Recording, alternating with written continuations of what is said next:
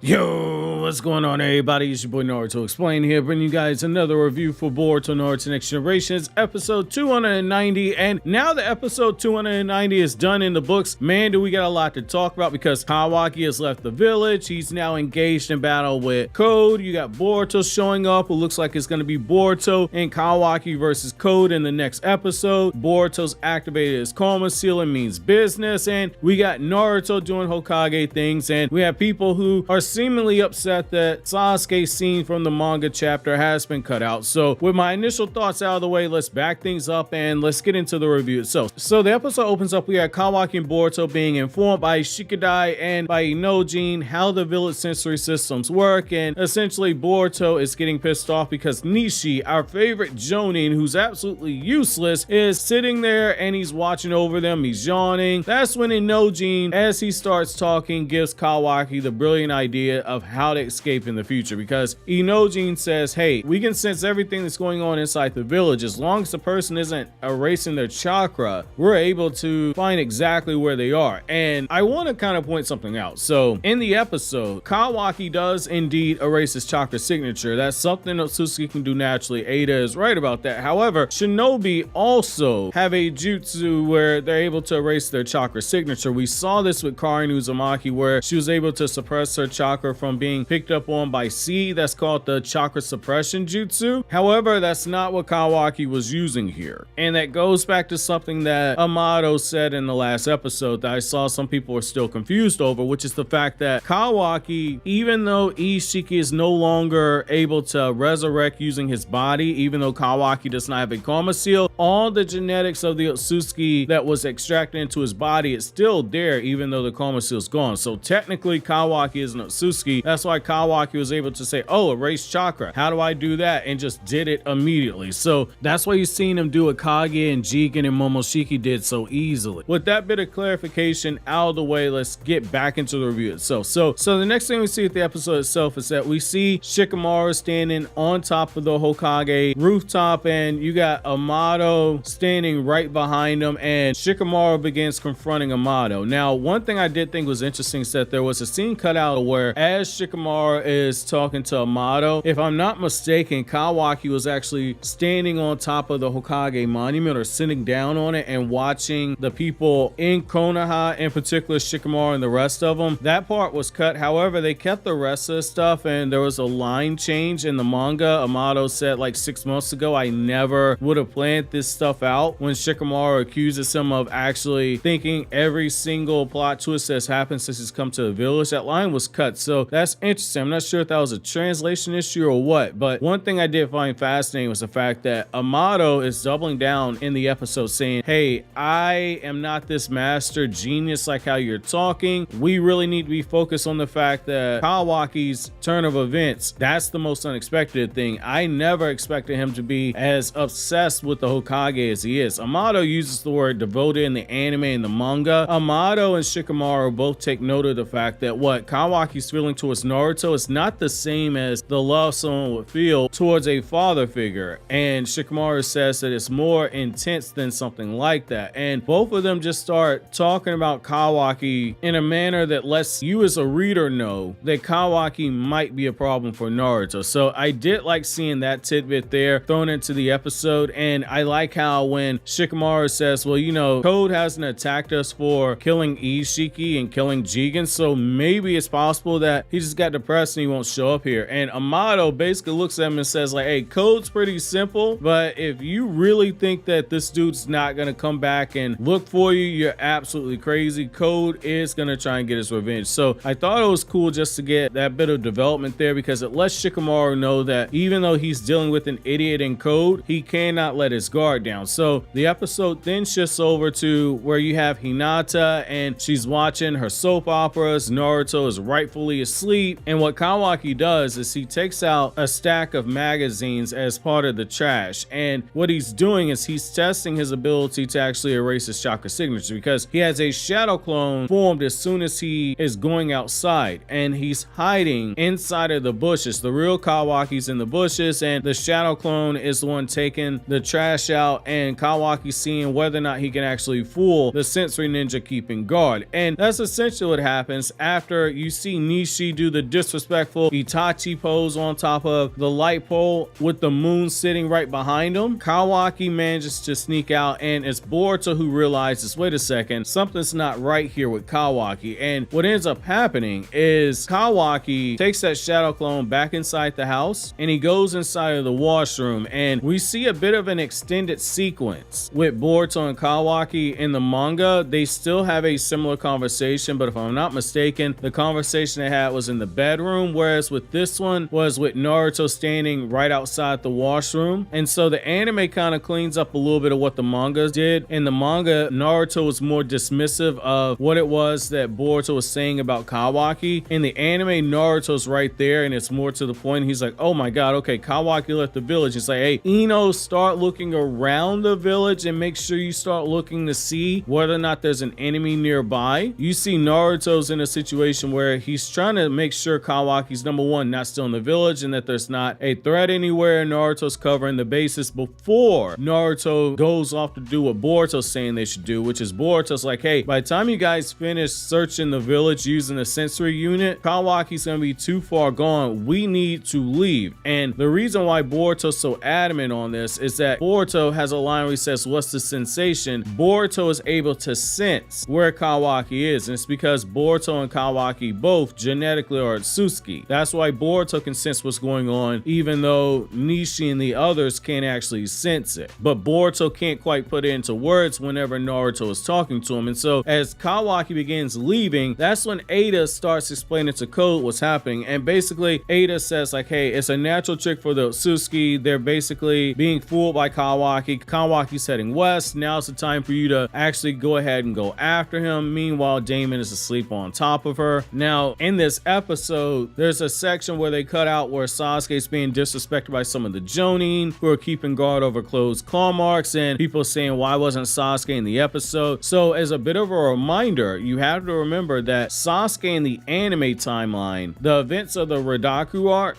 where Sasuke and Sakura, they were at that prison, that portion was a flashback in the anime, but the sections where Sasuke's at that cafe and Sasuke's out wandering, all of that takes place after the Oga arc. So Sasuke is currently searching for Code, and that's going to be very important as we start moving forward into this story here, because the anime is actually doing a better job of explaining where Sasuke was and how he was able to get the intel that he was able to get than the manga, because in the manga it wasn't quite as believable as what the anime is doing here. It makes more sense that Sasuke's currently looking for Code than Sasuke was in the village and then said, oh, these are interesting claw marks, I wouldn't emerge here, I'm gonna go find them my own self. Like, this is more believable. So back to the episode review itself. After Boruto takes off and starts running after Kawaki, Code ends up emerging from one of the claw marks, and Code and Kawaki end up getting in a back and forth, and you basically see Kawaki getting dogged out by Code's not really trying in the fight, and there are a few times where Ada has to kind of step in through the communication with Code and let Code know like, hey, you cannot kill Kawaki, you need to scale things down a bit, don't get overworked up. And it's because Ada wants Kawaki, and Kawaki is told by Code like, hey, the only reason why I'm not being rougher with you is because there is somebody who does want you. And as Kawaki ends up getting kicked around by Code, we have a great moment where Code basically says like, hey, I'm not gonna take anything you say seriously in terms of your crying and moaning about saving Konoha and that you're the one that actually killed Ishiki, which is technically true. Basically what Code says is that I'm gonna make everybody suffer who was involved in this, and Konoha by extension, they're going down as well. But Code has a line in there where Code basically says like, hey, you know, everyone that's in this dimension is gonna end up being harvested for a chakra fruit. And if you're thinking that, hey, this opens up the door for people to escape not being harvested by a chakra fruit within another dimension, you're absolutely right. That is something that a lot of fans did have that line kind of circled when Code dropped it in the manga. Now, after Kawaki is kicked around a little bit more, Code begins to start taking Kawaki through one of the claw marks, and when this happens, that's when Boruto shows up, and Boruto activates his karma seal and he challenges Code. So now, one thing I will say is that Boruto does have a really good plan. So essentially, Boruto is purposely letting his chakra be sensed, that way Naruto and the others can actually track him down. And I like how there's a moment in here where we see Ada, after she begins blushing once Kawaki says like, like, hey, I want to meet the person that is able to convince you to take me off of your kill list, because someone who's obsessed with the Otsutsuki is you. If they're able to talk you out of not killing me, then that means that they got the power to negotiate, and I want to negotiate, which is basically him saying, I want to try and get Naruto taken off your kill list as well. Boruto ends up decking Kawaki, and when Boruto is basically telling Kawaki that I'm not going to allow anything to happen to you, you have a moment where even Ada, who in the past in the manga says like, oh, Boruto's so dreamy, in this one she covers up her face and Ada says, oh my god, Boruto, that's so hot. You see a moment where for Ada as a character, you see that